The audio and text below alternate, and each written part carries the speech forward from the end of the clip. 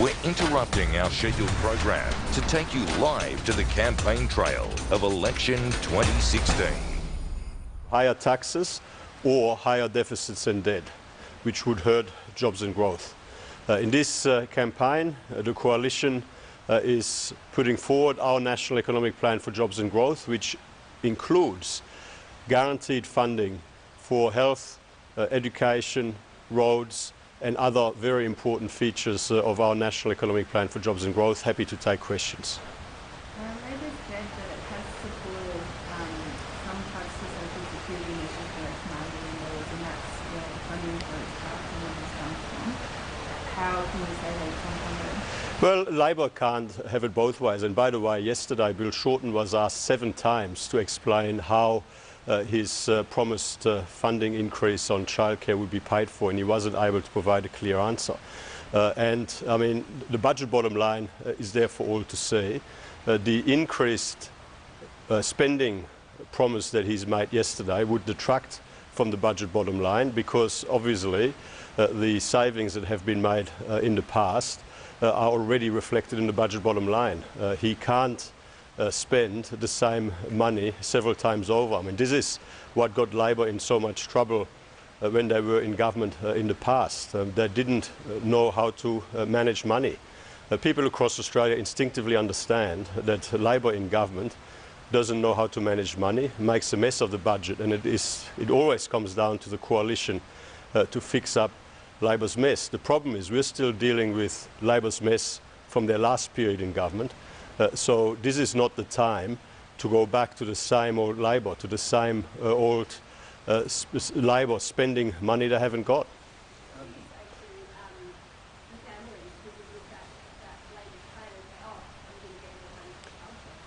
Well, the first point we would make is that Labor's policy is not going to help families, in as much as it goes against the recommendations of the Productivity Commission. The Productivity Commission, for example, made very clear that just providing additional subsidies without putting a proper framework around controlling fees in place would lead to just higher fees. And instead of helping families, Labor's spending splash will help childcare providers without helping families. Our plan is much better in that it better targets support for low and middle income earners and low and middle income families, and it is also, of course, superior because it helps ensure that we keep downward pressure on fees, something that Labor didn't do. And I mean, you know, none other than Kate Ellis, the relevant shadow minister, yesterday had to concede that Labor's past policy foray in this area led to a massive increase in fees, which meant that the increased taxpayer support was just eaten up instead of helping families get better, more affordable access to childcare. Yes, so the accused Labor repeatedly properly said that the National Review saying this morning that they've done the Suns and spent $1.7 billion in so-called micro announcement, largely in marginal seats. What assurances can the public have that all of this money has been spent on truly national interest projects if they're targeted at keeping you in power? Well, firstly, the investments that the coalition is making in this campaign represent less than 10% of all of the spending promises that Labor has made in this campaign. So they are prudent, frugal investments that are part of our National Economic Plan for Jobs and Growth. Secondly, all of our commitments in this campaign are fully funded and guaranteed within the budget, and they're paid for by savings in other parts of the budget. So if you look at the spending promises in excess of $15 billion that Labor has made so far in this campaign, the prudent investments that we have made obviously are much lower than what Labor has put on the table so far. Are you confident in your saving of the play for Australia's low rate? Analysts that see these securities are concerned that there's another tight result at the election, where we're going to see another 3 years of very little. Well, obviously our budget is our plan to bring the budget back into balance in a sustainable and believable basis.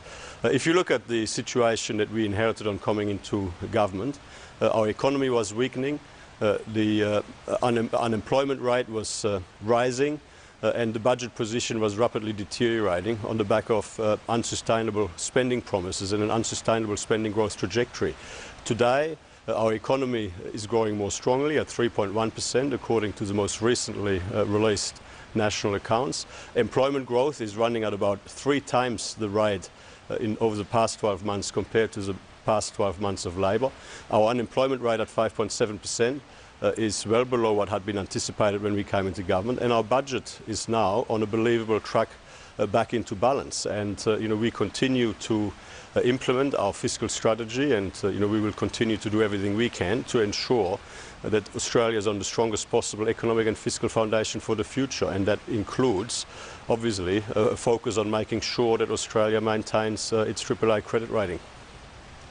Minister, yesterday, one slightly from that field, the opposition leader, when talking about childcare, said that the men of Australia relied on the women of Australia to organise childcare, and that raised a few eyebrows, at least in a few quarters. Would you care to comment on that? Do you think that language is appropriate? Look, I mean, these were unfortunate comments. I'm sure that Bill Shorten regrets them, and I suspect that he will clarify his comments today. What is important, though, is that we have the superior plan for families around Australia when it comes to providing more flexible, more affordable access to high-quality childcare. And our plan, unlike Labor's plan, is fully funded. It's paid for by savings in other parts of the budget. Could you please say the language